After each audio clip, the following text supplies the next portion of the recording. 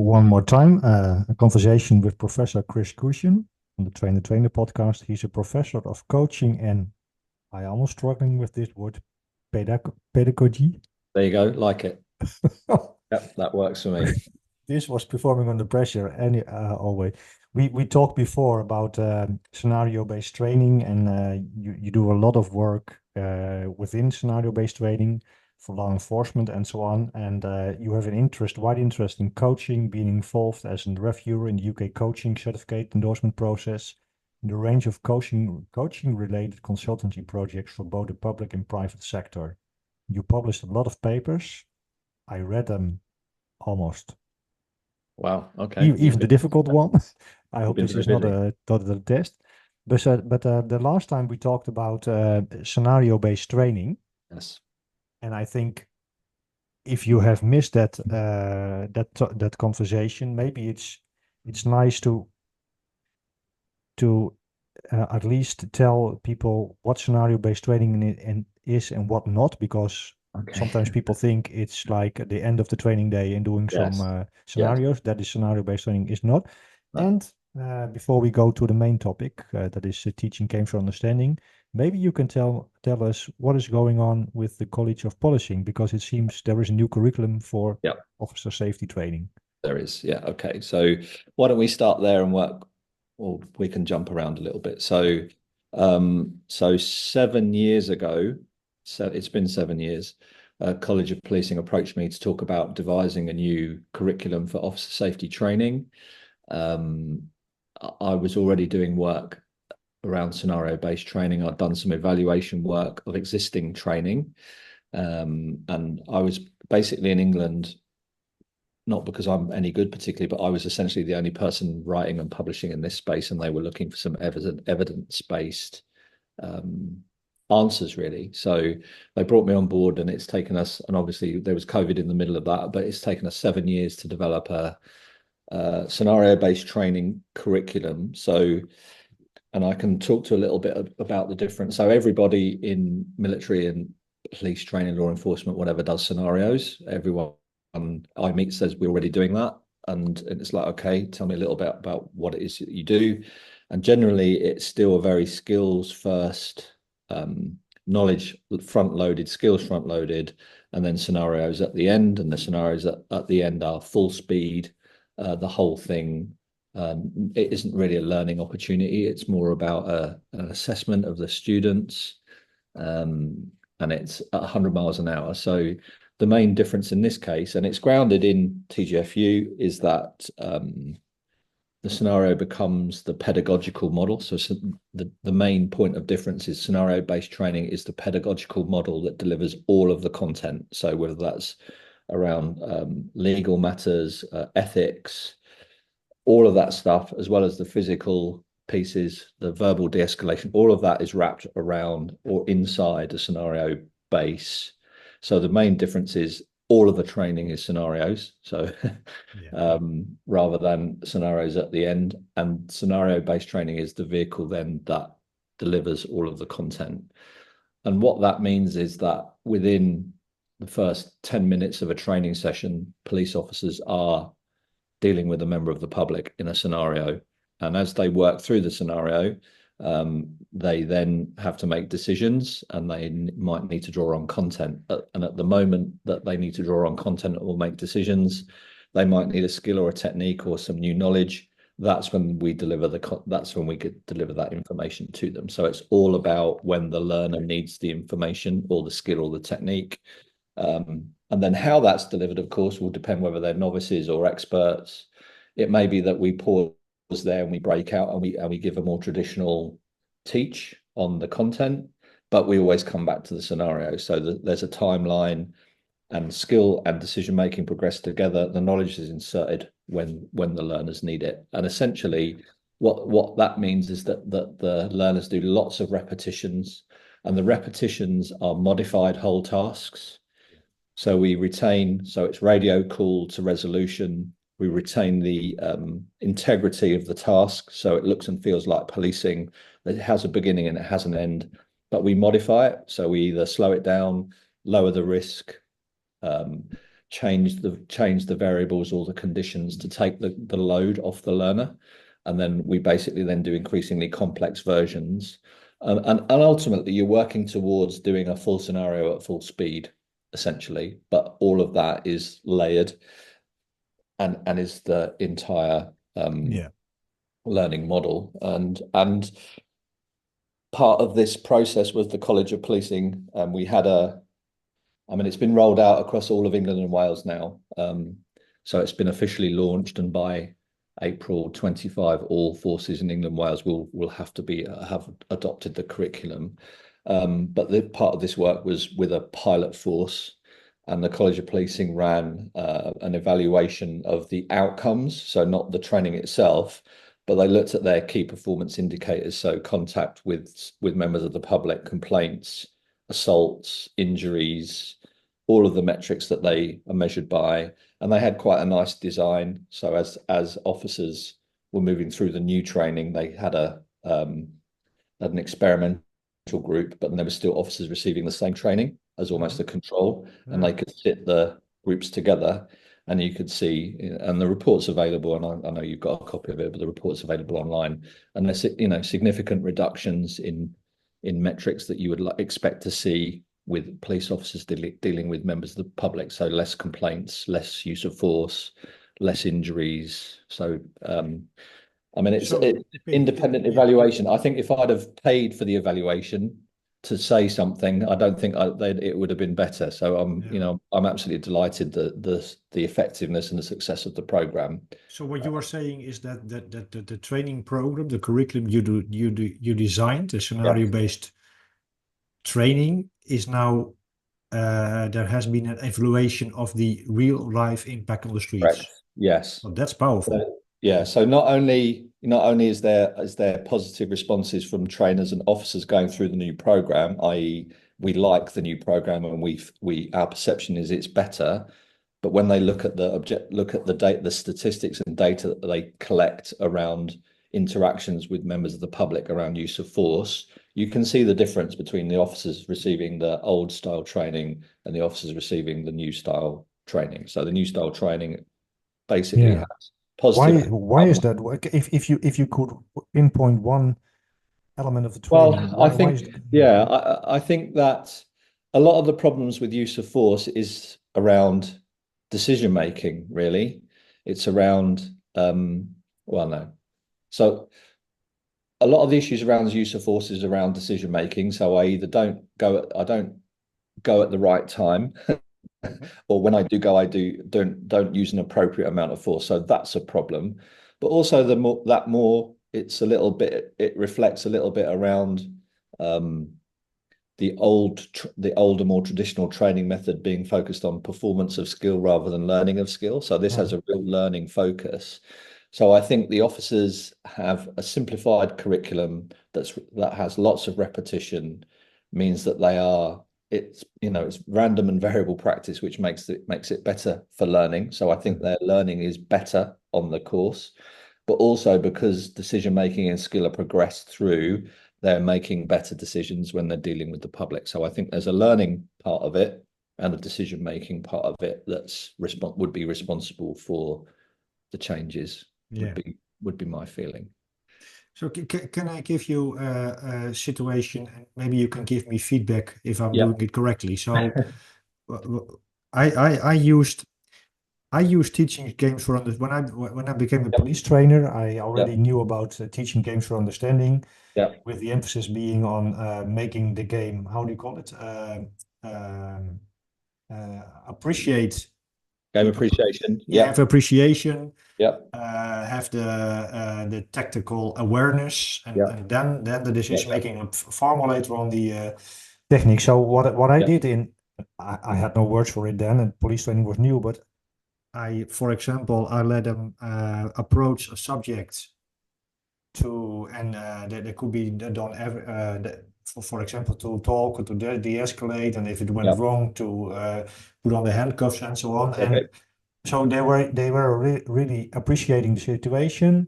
They were thinking about what could we do in the situation. And then, for example, if the handcuffing went wrong, then I would say pause, and then the technique part Yes, came in, and correct. we could do Yes. some reps. But is Yeah. that a little bit in line with what you were talking Yeah. about? So yeah, that's completely in line with it really. But I think the skill here is so you take the whole task, radio Yeah, call to resolution, and you modify it to the level of the learner. So if they're novices, you retain the integrity of the task, but you're trying to lower the load on them. The load and the complexity, and making it a little bit easier, and a little more predictable maybe with what you're asking them to do.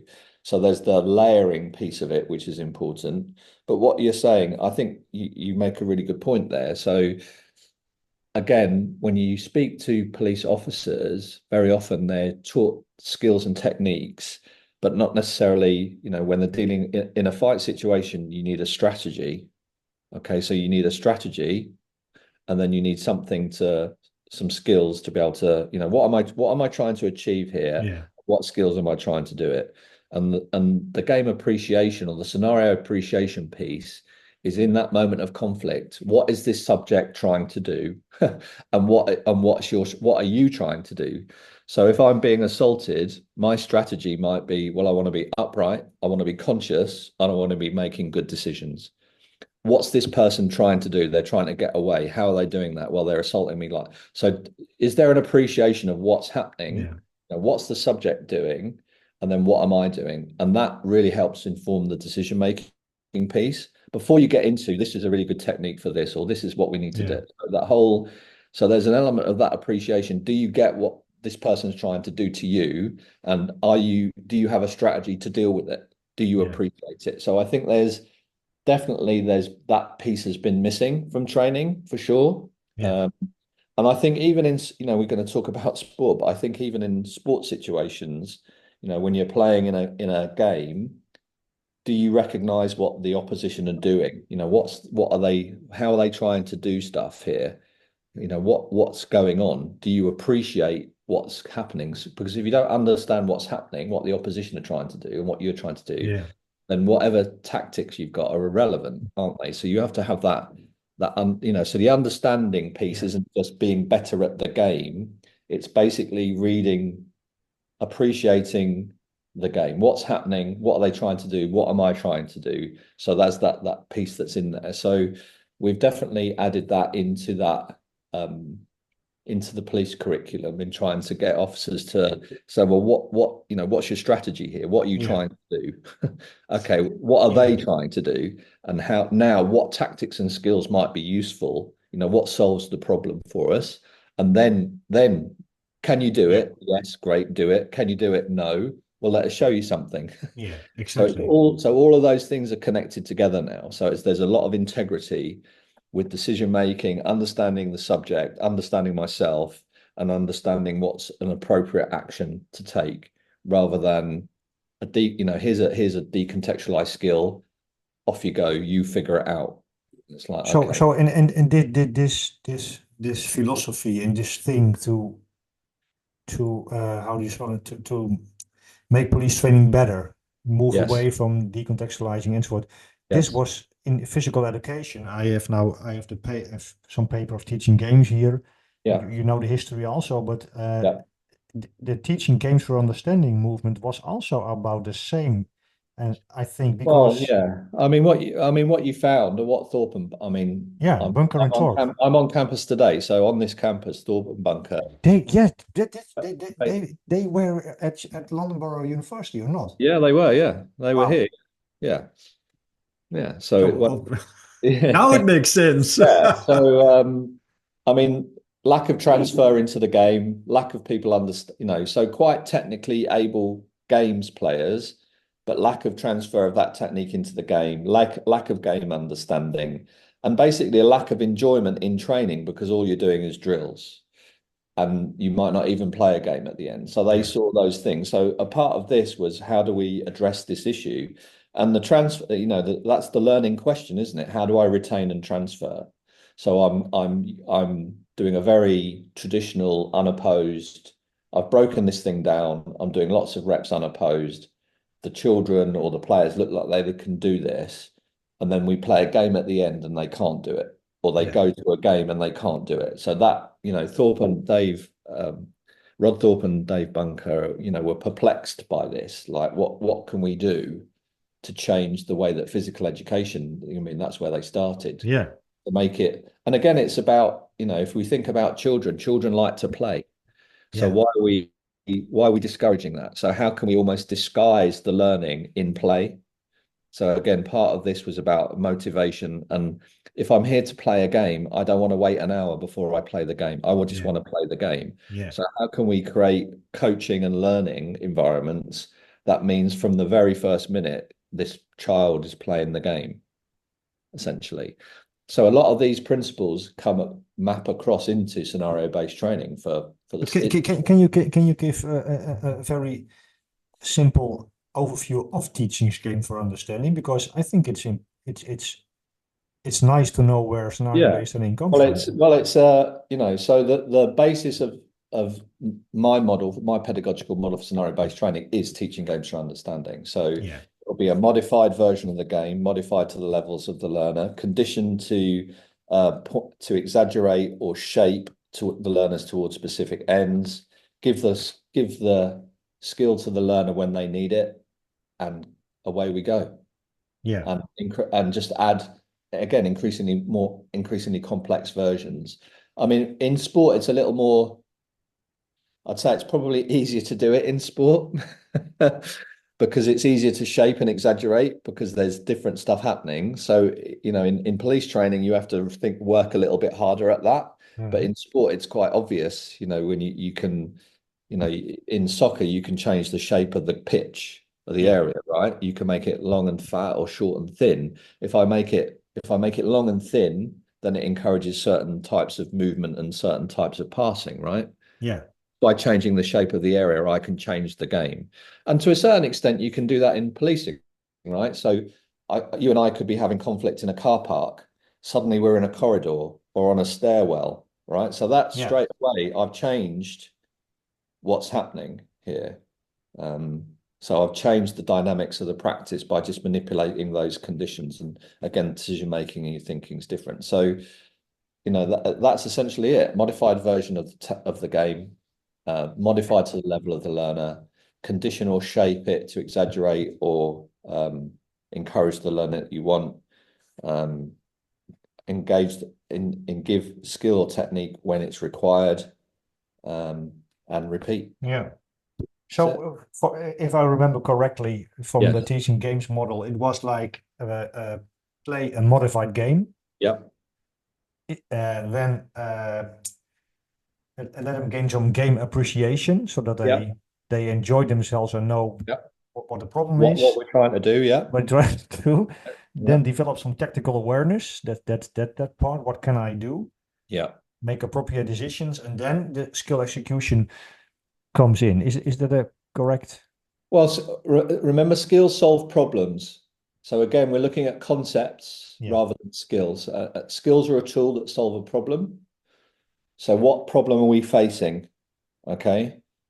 So therefore, what skill do I need to overcome that problem? Yeah. And again, we'd have the same in policing, right? So I'm being punched in the head, so I have a problem. Yeah. What skill do I Yeah. need Yeah. now? So Yeah. it might be an instinctive response, or I might need something, right? So, but it's within a broader concept. So, so you Yeah. might, so I'm doing some work in badminton, for example, and we changed the shape of the area Mhm. again, so you can make the court long and thin or short and fat. If it's long and thin, you're looking to bring the player towards the net or send them to the back. So it's shots to the back of the court. And then it's like, okay, so I need to get the shuttle to the back of the court to push this person back. How am I going to do that? Well, it's Yeah. going to be an overhead shot. Okay, I don't know how to do that. Right. Well, let's give you a tool, a skill that's going to fix that problem Yeah. for you. And the beauty of that is the learner now understands why they need it. And So again, they're yeah, motivated. Yeah. yeah. So very often, again, it's about personal ownership of the learning. And something that's become really clear around, even more so with the police training, is when the police officer understands what it is they need and why they need it. There's such, the learning is their operant attention is on, okay, I've got a problem and I need to fix it and I need a thing to fix it with. So all of those bits are understanding. So it all makes sense. Yeah. Rather than the same. We could stand kids on a badminton court and say, right, it's like throw it, and we're just gonna hit it as far as we can. And we do that 100 times. And they're like, well, why are we doing that? That makes no sense.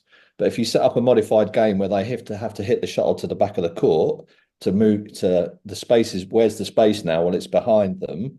What do I need to do? Well, I need to hit the shuttle to the back of the court. All right, okay. Yeah. Let's work But on that. So there's yeah. that's that understanding of why you need the thing that you do and how it will fix the problem that you have. Before I want to go to the understanding part of teaching Yeah. games for understanding, when did we go wrong by giving kids and police officers that kind of boring repetition? I mean, I Well, talked, by the way, I talked yeah, with okay. Wolfgang Yeah, Schulhorn, he's the founder of differential learning, and he yeah, told me a yeah, very interesting fact that yeah. he told me that the Japanese base their training, the group training, like everybody doing the same, on the Prussian soldier culture. Right. But why did we kill children played already Yeah, before I mean we? it's a really good question. So I think there's a kind of the behavioral models, that kind of operant conditioning of repetition. So there's a history of behaviorism in there um of breaking things into smaller parts, into blocks, getting repetition, and then putting it together. And I just think I see that so much still. And these are really good questions. And I think I'm probably going to maybe get a student to do some work on this and try and understand the history, Yeah, because it's so powerful, and so it's everywhere, isn't it? You can't get away from this model of break it into smaller parts, do lots of reps, yeah, slowly put it back together, and then work towards the whole thing at the end.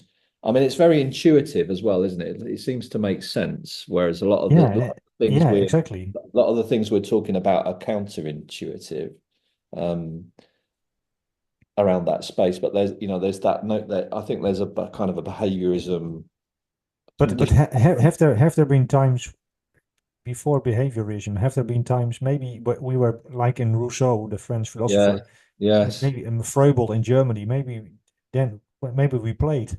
Yeah. Maybe we did a little bit more. Yeah. Okay, I mean, we it's interesting. I mean, I think there may be work on this, but I mean, I'm really interested in it from even from a police training piece, trying to follow the thread back yeah. and say, okay, well, when did we start this and where has it come from? And it's so powerful as a way of guiding people's thinking, and it's quite challenging to move them away from it because I guess it's because it's so um, It's intuitive, yes. it creates the illusion of competence, right? Yeah. So if this person does this 100 times in front of me, they can clearly do it. Easy steps, yeah. They are competent. It's an illusion of and they feel. And you ask them, "Can you do this?" Yeah, of course. It creates that illusion of competence, doesn't it? And it's only then when it's put under pressure or when there's difficulty that you suddenly find out that perhaps they haven't got it after all. But I think there's a powerful illusion of competence there. But it But should have it should have meaning from an evolutionary point of view, yeah, because if it's so perceive, how do you say it? If it's so dominant, yes. there Yeah, should be some. it is interesting. Yeah. It is interesting. I suspect there's people have written about this, but I I'm very curious about that yeah also. kind of the history of it and the longevity of it, and it's very powerful. So, It's and very hard to challenge if and we talk about teaching games for yes, understanding, there is the understanding part and there is yeah, tactical awareness. yes, It seems to me that that implies the role of cognition, about yes, thinking, about tactical thinking. And yeah, now for me, it becomes a little bit complex because today there is a lot of constant-led approach in ecological dynamics. yes, And I have some people heard saying that cognition doesn't play a role in movement behavior from that point of view. Okay. I'm not. I misinterpreted them, of course, but cognition seems to be important for tactical awareness. Yeah, it really does. I mean, to sit and say that we don't do any of these things without thinking just seems ludicrous, doesn't it? Yeah. So, I mean, I would just say prove it. Yeah. Where's the evidence for that? So again, it's, that's not to say that that kind of direct perception, that kind of reaction in some circumstances and in some space definitely has a part to play, right? Because things happen so quickly and you kind of get shaped to the environment and you react to it. I totally get that. But we are cognitive beings. We think about stuff. We think about thinking, and there's definitely a part to play. And I wonder as well. Again, I'm not a psychologist here, and I speculate whether that we're still thinking, but it happens so quickly. It happens beneath the level of consciousness, right? So, Yeah. I can remember, talking about an associative, cognitive, and autonomous stages in that you go through these stages. It's Yeah. like if you've got a stick shift or a manual car, you don't think about changing gear, right? You just change gear. Yeah. Yeah. But that's still a decision. But the thinking has happened so quickly that it's now, it happens underneath the level of consciousness. So Yeah. to say that we don't think about things, I'm afraid I would struggle to accept. I mean, Yeah. people may have that as their position, but I really struggle with that, to say that we don't play games and not think about that. Yeah. About And what role does the constant led approach or elements of it play in scenario-based training? Yeah, so I deliberately, I'm not yeah, so it isn't part of it. Isn't okay. No. So it's not I mean the challenge that we have, the bigger question is that we've got method. So we've got how we do things, and then we've got the theoretical explanation, the epistemology, if you will, for Yeah. why we're doing it and why that works. And the problem, I think, for skill acquisition, all of it really, or the whole field, is this kind of construct validity piece. Because if we think about, representative task design, kind of hiding repetition without repetition, hiding repetition. We think about conditions or constraints. We think about hands-off instruction and feedback. We think about giving people the appropriate level of challenge, that challenge point piece. Mhm. That aligns with a whole range of ideas.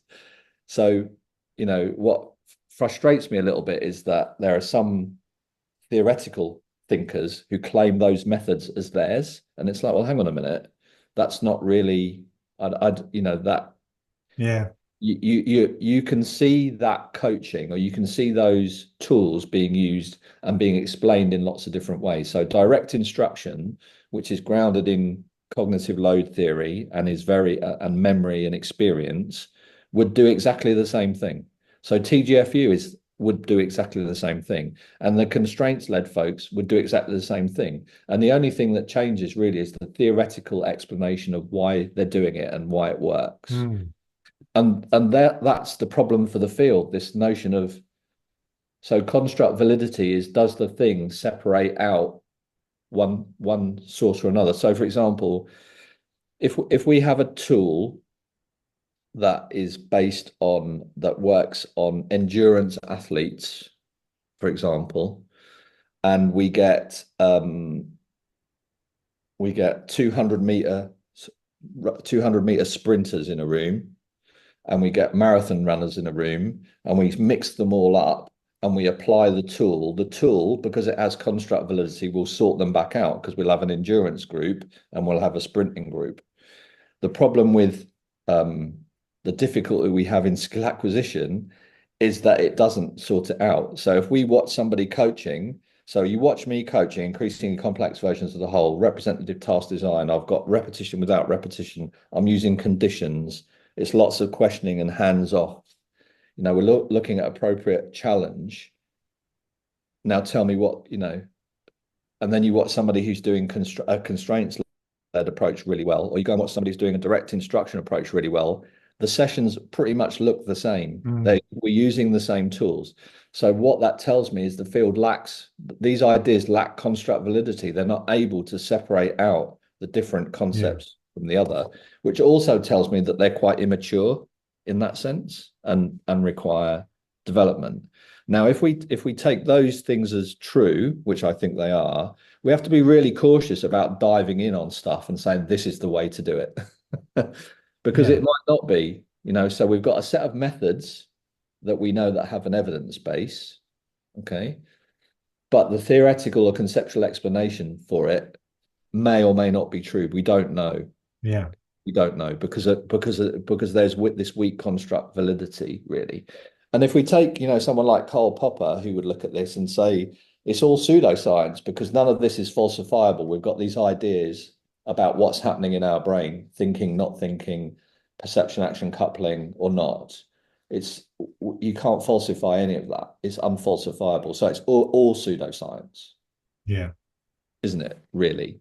So what I tend to do is kind of think about the weight of the evidence, think about what the evidence tells me, think about also that kind of what happens on the ground and the methods, and try and navigate a path there and think about, well, there are lots of ways of looking at this. I know that if I do this, I'm likely to hit learning for outcome. At the moment, I'm more persuaded by this evidence base that explains it than I am this. So at the moment, ecological dynamics, I'm not persuaded by it. The evidence base is not strong enough for me to be persuaded by it. Say, okay, that's the explanation for this. Now, it may be the explanation for some things, but not all. But if we're talking about learning, it needs to capture everything. Okay. So Yeah. again, this maturity, this incomplete nature for me. And how important it is for teachers. Yes. How important it is for teachers to know a little bit about the philosophical or theoretical background. And I'm Yeah. not I'm really talking about teachers in the sense that the teacher, so to speak. Yes.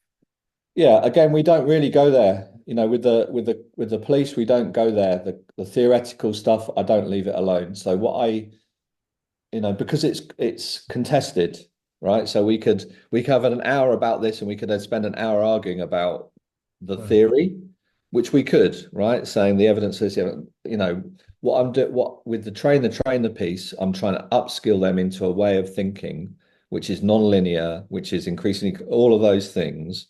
And we just go to the evidence base around what do we know about the difference between performance and learning. Okay, well, we know these things. What does that look like?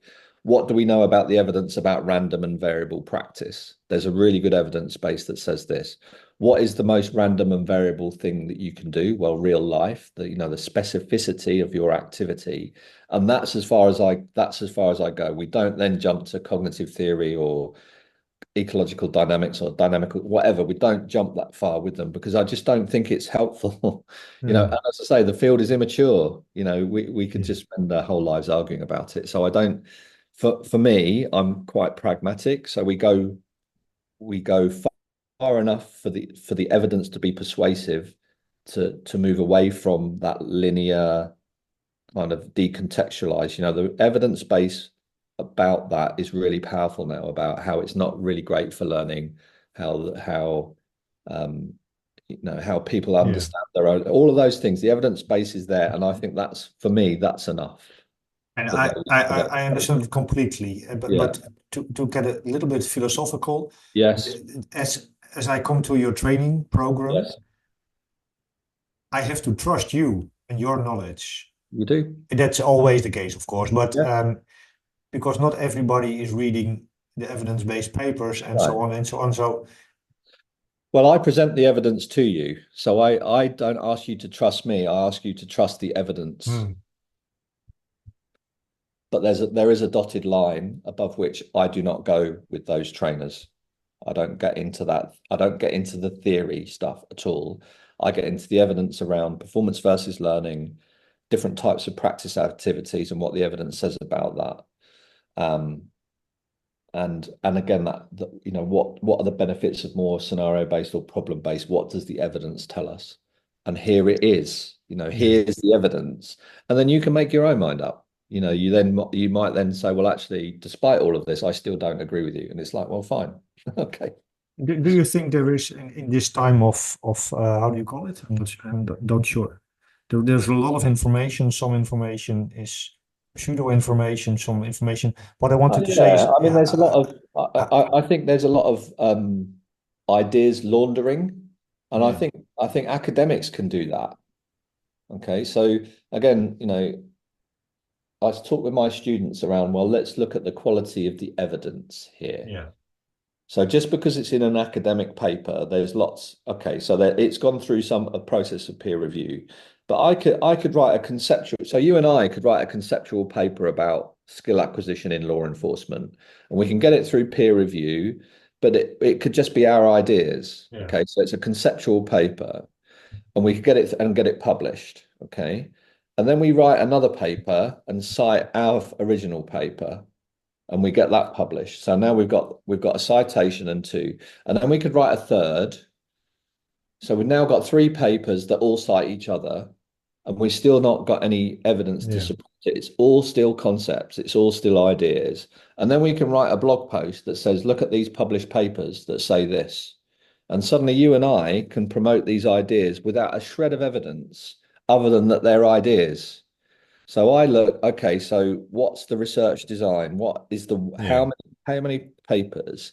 What's the research design? Has it been through a meta-analysis? Has it been through what sort of review have we got? What are the effect sizes for these things? But I think sometimes it is necessary. Oh, this is a statement. I'm not sure. But Okay. is it necessary for police trainers, but also physical educators to have a little bit scientific literacy? Yes.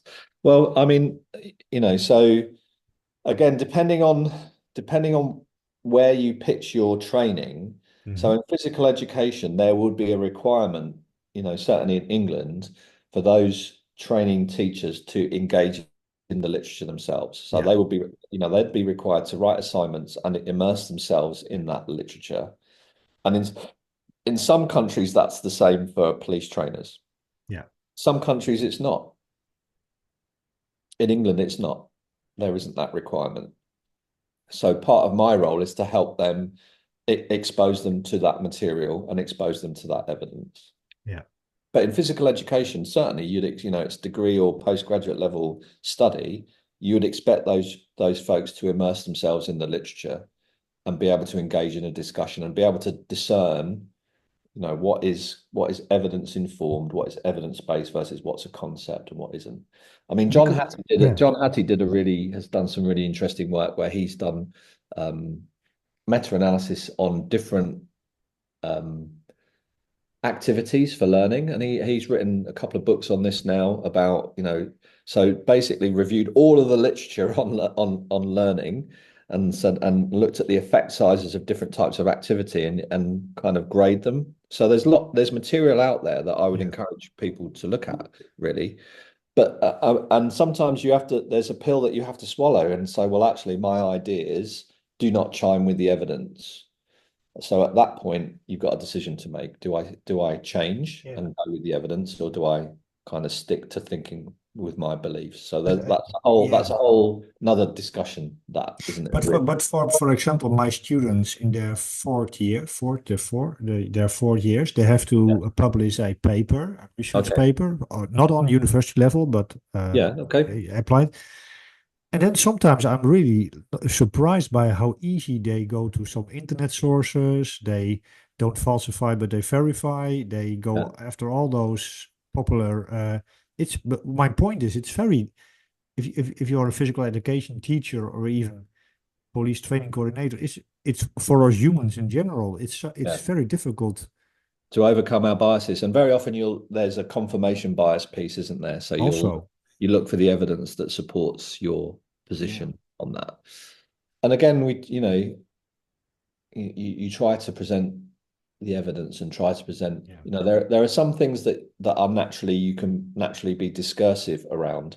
So, we have a set of tools in skill acquisition that we yeah, can use that have an evidence base that connect them with positive outcomes for our learners. I think the evidence is very strong on those, and there's not a huge amount of debate there. The evidence is stacks up for a lot of this stuff Yeah. because that's what people are doing, and they've demonstrated it's demonstrable to have a positive effect on learning. You can be much more discursive about, well, why does that work? Yeah. That's That's yeah. the space where we can have the debate and the discussion. Yeah. I just get really uncomfortable with folks trying to present one of those ideas as the answer, and it's like, well, no, I don't think we're in a place where we can do that right No. now.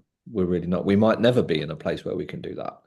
There's really strong evidence for these methods, Yeah. but the arguments around why they work, how the brain, all of that stuff is contested, isn't it? Massively Yeah. contested. Yeah. Yeah. Yeah. Rapid. Hey, how is teaching game for understanding or other game-based approaches doing in the UK right now? Or do you know that? I would say it's mixed. That traditional.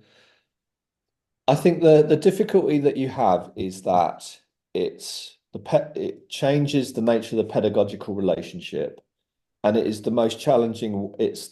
For me, it's the most rewarding way to deliver, but also the most challenging because you've really got to be the coach, teacher, whatever you are. You've really got to be on this. You need to plan really well. You need to design really well. You need to think about the conditions. You need to think about the questions. You need to be in tune with your learners. So for me, it really pushes the professionalism of those people. Can you elaborate on that? Because it seems more easy. It's hands off. I It's just I don't I know. ju- I think it requires it takes much more skill to be able mm, to read what's happening. So, in police training, I can get a list of techniques. I can drag somebody in off the street. I can show them the techniques and say, right, here's the list, go and teach them to those folks. And they can do it. It's very, very simple and straightforward. Okay. But now, if there's a scenario happening or a game is happening with lots of moving parts, it's like, well, what's the learner seeing? What are they missing? What are they not missing? Where do I go next with this? How do I push? This is too easy for my learner. How do I make this more difficult? This is too hard for my learner. How do I make it more straightforward? How can I put pressure on this learner but leave this learner where they are in the mm, same practice? yeah, So for me, there's lots more reading of the situation. You need to bring the skills to bear at the appropriate time. And it's much more learner focused. So it's driven by what is happening with those learners. And for me, it puts a lot more pressure on the skills and abilities of the coach, trainer, instructor, teacher, whatever you want to call them, to be able to do that. And that in and of itself is a skill. yeah, It really is. And there's much more pedagogical responsibility. And it is the hardest way. It's not the easiest way. It's the hardest way. If you're just putting a game on and standing back and watching it, that's not coaching and that's not teaching games for understanding. You're not doing it. You're just putting a game on and standing and watching it. And this notion that the game is the teacher, it is to a degree. It is to a degree. So it needs to be conditioned and shaped and modified to get the learning out of it that you want to. So there needs to be some kind of intervention either through the game or the scenario or in the game and the scenario that helps guide the learner through this process. And it takes time and a skill and effort, and it's difficult. So on that basis, bearing in mind, as humans, we're basically lazy, aren't we? I think people yeah, maybe do, but people go for the safe, straightforward, low risk option. yeah, And can be quite difficult to overcome that. And obviously, this happens in a context where people are judging you and all of those things. So, again, I've written about this. The four, yeah. conceptual, all of these things put pressure on people to teach and instruct in a particular way, and can be very difficult to change unless you get all of these things lined up. So, Yeah. I would say that it's mixed. There's some really nice examples of people doing it, and there's still folks still working, coaching, teaching in a very traditional way. So, What I found out when I first started to use teaching game for understanding in police training was that I because I was so a little bit context. I was given some new groups. I didn't know Yes. what they were doing. They were Yes. like intelligence groups. I didn't know what they were doing. So Yeah. I was designing those small-sided games, so to speak. Yeah. But then I discovered that for me to be effective, I needed a lot of content. How do you call it? A lot of knowledge You about the need your game. content knowledge. Yeah, you Yeah, absolutely need. because Yeah. what could Yeah. Yeah. if I don't understand Yes. this game itself? Yeah. You need it puts yeah. So because you're reacting to what happens in front of you, you need to have the full range of knowledge there to be able to draw on because you don't know what's going to happen. You don't know where the game is going to, what's going to come up. So yes, it puts a huge amount of pedagogical content knowledge under pressure. And again, what's quite interesting with police trainers is, they're finding gaps in, so they've got lots of knowledge in some spaces and like very little knowledge in other spaces. And again, this exposes that. Um, and so yeah, you need to be knowledgeable, you need to be able to figure this out and guide the learners. So I think it definitely puts a little bit more pressure on the instructor. They've got a different a greater pedagogical responsibility, and it's Yeah. it's definitely not the easy option. But if you master it or master it, if you are on your way to mastering, it's beautiful, Yes, isn't it? yeah. I mean, a colleague of mine in Australia, Shane Pill's written quite a lot around Game Sense, which is the Yeah. Australian version, and he talks about it taking about a year. So if you get someone who's quite traditional in the way that they're delivering their coaching, and then they take on a more scenario-based or games-based approach, and they use it and they practice it, it takes them about a year to get to a place where, yeah, I've got this. Yeah. So again, it's something that takes time. It's not I do it once and I'm going to be amazing at it. You need to practice, and it's like all things. It's a skill that needs to be developed Yeah. to work in that way.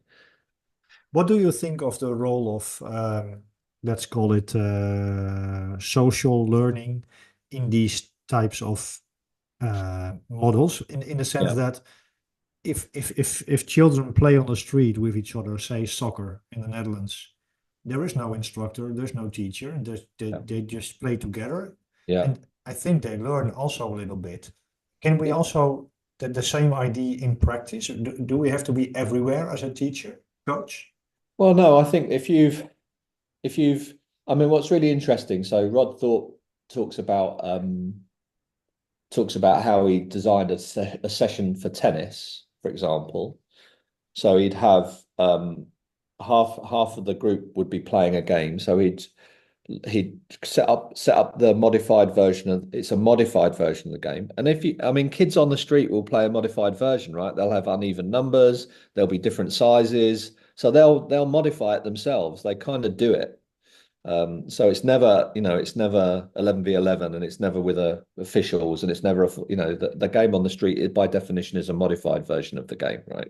Yeah. So those children will figure it out for themselves. But Rod Thorpe talks about having half the group playing a modified version of the game on a topic. So in tennis, it was volley and attacking at the net. So he made the game wide but close. So probably from the tee line up to the court. So the court was basically you had to play volleys. That was the game in doubles. So he had a game working there, and he set the conditions, and I let them play. Over here, I have a technical station where we're working on technique, and Hmm. he just rotates the people around. So yeah. So for me, it's coaching through the game or coaching through the scenario. If you set the conditions right, and the learners are getting what they need for it, you can to a certain extent let that run and let that happen because the game or the scenario is carrying a lot of the water. The skill then is I noticed that that person's got a problem with this, or I've noticed they're all struggling with that. That might be the skill or the bit that I then take out and say, well, let's practice this. We're Yeah. struggling with that shot. Yes, we're doing it. We can't do this. No. Okay, let's work on that a little bit, and then we can put it back. So again, it's so yes, you can, that those games do take care of themselves, but there is a limitation, right? Yeah, of course. Because I mean, if every single kid who played street football would be a professional football player, right? Yeah. Because it's this amazing, they just play on the street and it's amazing, so they're all going to Yeah. be professionals, right? Well, Yeah. no, they're not. Yeah. because the learning is imperfect and incomplete in those situations for a whole Yeah. range of reasons. Yeah. So it's very positive and there's lots to be done, but there's still an element, I think, for a coaching structure around it for sure. Yeah. So you have a 5-day program for, in this case, for police trainers Yeah. to. Yeah. Can you give a slight overview? What do they learn? Yeah, of course. So essentially, the police in England and Wales have 6 scenarios. So the training is based on their, which they came up with. So there are 6 common scenarios that make up the training, and we basically work through the scenarios. Essentially, we will model a scenario, showing different aspects of it. Again, focusing in, getting appreciate all the principles apply, Yeah. and then we hand it over to the trainers to have a go, and then we coach them. So they might start with a one officer coaching 2 officers, and then we might have one officer coaching 4 officers. Then we might have two officers coaching 6 officers. So we gradually build it up, but we're working through the scenario and we're adding in the content. So as we go along, we'll talk about performance, all of the theoretical concepts. So performance versus learning, scenario-based training. What is it? How to do it? We look at feedback, coach behavior. We look a little bit about queuing and internal external queuing, but we add those in. We just stir those in. The focus is getting the instructors to have a go at delivering in this place and getting them to do it over and over and over again. Because you want to be good at something, you need to practice it. So as much time as possible is on their delivery. If they're novices, we will model it for them. We'll show them an example and say, okay, let's have you've seen the example. Have a look at the layers, how we introduce these ideas. So all the time we're introducing these concepts to them about layering and conditioning and why we've done things in a certain way. And then they have a go and we coach them and they keep going and going and going. And by the end of the 5 days, they're running a session. Basically, they can deliver Yeah. the scenario and can starting to get there with their, okay, what's happening with the learner? How can I tweak this? What skill do I, they're starting to get there with that thinking. So Yeah. again, it's increasingly complex versions of the whole, add the information in when they need it, give feedback and instruction to help coach people as they go through. So it's exactly the same principle, but it's one step back. Now we're Yeah. doing it with the trainers. And that's what What, happens on the 5 day course. what does the future hold for this curriculum? What are your plans, ambitions? Yeah, so it's basically, I think there are as I've discovered there are 3 loops to this. So the first loop is the recognition that the current training might not be optimal. So Mhm. that's the first loop. The second loop is agreeing and accepting that scenario-based training might be a solution to it. That's the second loop. And the third loop is getting good at delivering scenario-based training. So I would say with the police in England, Wales, we've done loop 1 and loop 2.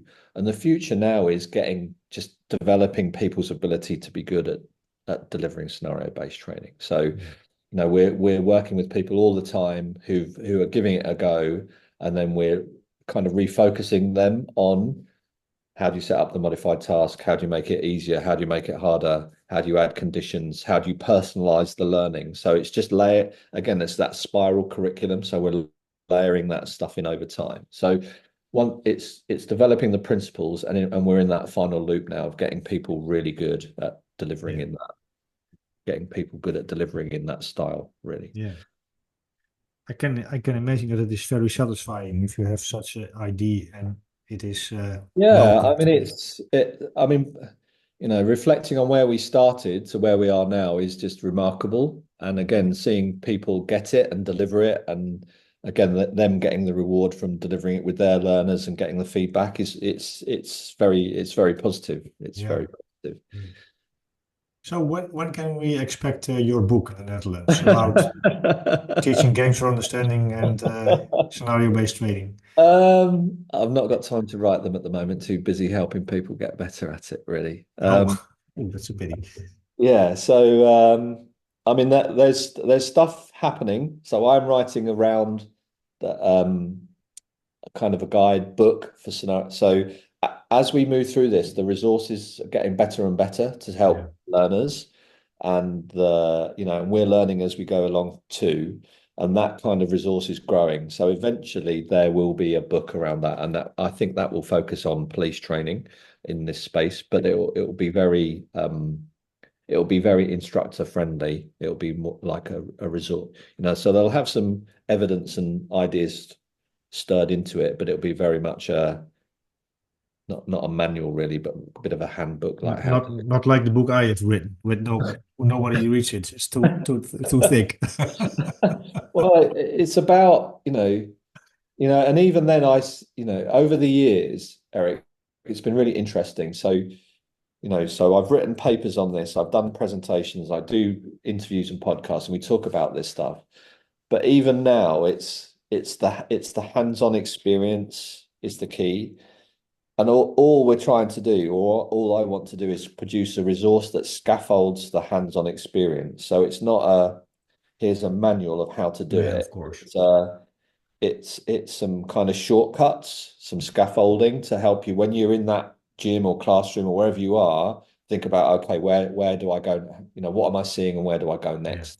Just to help people with some ideas. So it's not it's not a cookbook, it's not a recipe, because it's not that type of thing. But it's taking the lessons that we've learned really and trying to help people say, well, here's some ideas about where you can go with this. I mean, we did a course recently for outside of law enforcement. It was in secure mental health. So it's hospitals, people dealing with violence and aggression, but in a healthcare setting. And my subcontractor, Dynamis Training, who's really, really good, had developed scenario cards, but it had a lot of the kind of mental health conditions. But it wasn't a stereotype. It was like, what emotions and behaviors do you see? And so the scenario card was, this person is presenting with these emotions and these behaviors, because I'm very mindful of not trying to stereotype conditions and those things. But people who are in crisis will, depending on what sort of crisis they're in, will exhibit different emotions and behaviors. So it's trying to help give the instructors an idea of, we need to be seeing this. If you're trying to create this scenario, these are the emotions and behaviors. And then, whether it's de-escalation or physical intervention, you're reacting to emotions and behaviors, aren't you? Whether it's anger, frustration, whatever it is, you're reacting to those. So it's trying to understand that really. So again, it's happening all the time. So, the work is about creating these resources to help people think about making the scenarios better, making the delivery better, and improving the learning experience, I think. Great. And for especially for my students here in the Netherlands, and for all those physical educators, Yes. What is a good resource, an actual, or maybe a good resource for teaching games for understanding? Yeah. And I was really surprised that it is at your I thought, well, it's in your Chris's university. Yeah. It all started, yeah. Yeah, Rod and those guys were here back in the 80s. I think so. I mean, two colleagues of mine who I'd recommend their material would be Professor Steve Harvey, who's in the US, who I've done some work with, has written lots of bits and pieces around different elements. So the questioning piece, kind of a bit of a framework around delivery. So he's done some stuff. And the person we talked about today, Shane Pill, as well, from Australia, again, has written some nice resources around. It's game sense. It's slightly different, but it's just, the principles are very similar. I mean, Rob went to Australia and delivered this, and it became game sense. So it's all kind of coming from TGfU, basically. So I would recommend those two folks as and if it's in the policing space, then me. Yeah, of course, your book. Yeah. So, I mean your paper. Sorry. So, but if you're in physical education or sport, then Professor Steve Harvey or Shane Pill would be the two folks I'd probably send you to look at their material, because they're it's good stuff that they're doing. Yeah. Well, thank you so much, Chris. Did I forget to ask you something about this fascinating? Did I forget to ask you something? Did you forget? I don't know. What did you want to ask me, really? No, but maybe there is something you wanted to add to No, it. no, I just think, for me, I think, the academic philosophical debates are really interesting, Hmm.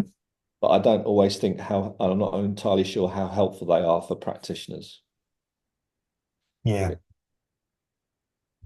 And Yeah, for me, it's more like not maybe for the end practitioners, but well, let's keep it to myself. For yeah, myself, I find it yeah, very okay, yeah, important to, how do you say it, to know where those models or concepts are coming from, yeah. because you build on a certain paradigm. I'm not sure what word Paradigm, yeah, is yeah, paradigm, paradigm, and yeah. maybe you have the wrong paradigm, or you're in a bubble, which Well, I mean, it's yeah. very, we've talked about more kind of, well, I've talked about memory and cognition and cognitive load. That's from a distinctive paradigmatic Yeah. perspective. And it's a completely different paradigm. It's not only a different theory, it's a different paradigm. So ecological dynamics and those guys, I mean, it's a completely different way of thinking about things. Now Yeah. they may be right, and but they may not be. But the evidence as yet is not conclusive. And and I guess before we started, we talked a little bit about the polemic, right? Yeah. So I think there's some really positive stuff around direct perception, those ideas around ecological dynamics. But I also think, you can't overlook cognitive load, you can't overlook memory. So, and we are complex beings. So for me, I suspect there's probably a combination of those Yeah. things is is the right way. In certain circumstances, under certain conditions, this is the way to go. But under Yeah. certain circumstances and conditions, this is probably going to be the way that it looks, or the explanation for it.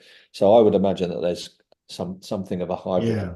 things. I think I like Dave Collins, his Yeah, it depends coaching model, like yeah, professional judgment. I'm not sure, yeah. but Personal judgment, decision making. Yeah, yeah, yeah. it And you speaks need to to, that. Yeah. yeah, and you need to, and the ultimate, learner-centered, athlete-centered approach is give them what they need, right?